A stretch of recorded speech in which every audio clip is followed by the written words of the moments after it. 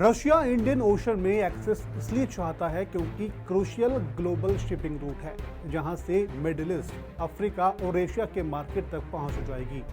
और रशिया जिस नॉर्दर्न सी रूट को प्रमोट कर रहा है वो इसी इंडियन ओशन से होकर जाता है। इसलिए इंडियन ओशन रीजन में एक pre dominant and strategic position रखने वाले भारत के साथ रशिया ने ये जो रेलोस यानी कि reciprocal exchange of logistic agreement sign किया है, उसके जरिए Russian navy ships Indian ports का यूज रिफ्यूलिंग, रेस्ट और रिपेयरिंग सर्विस के लिए कर सकती है, नहीं तो उन्हें वापस से रशिया जाना पड़ता है। इसके बाद बहुत ज्यादा टाइम और पैसा और फ्यूल लगता।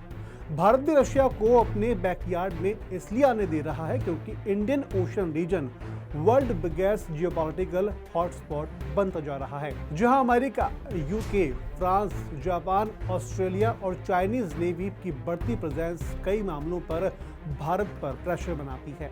इसलिए इंडियन ओशन रीजन में भारत को ऐसा पार्टनर की जरूरत है जो यूएस की तरह अनप्रिडिक्टेबल ना हो, यूरोप की तरह पॉलिटिकल इन्फ्लुएंस ना हो, जापान और ऑस्ट्रेलिया की तरह यूएस का अलाई ना हो, और सबसे महत्वपूर्ण चाइना की तरह भारत का कॉम्पिटिटर और विरोधी ना हो।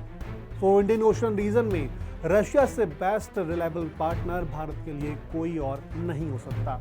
इसके पास यूएस और चाइना के बाद तीसरी सबसे बड़ी नेवल एलिट यानी कि फ्लीट फोर्स है। भारत की इस प्लानिंग को आप किस तरह से देखते हैं? Tell us in the comment below.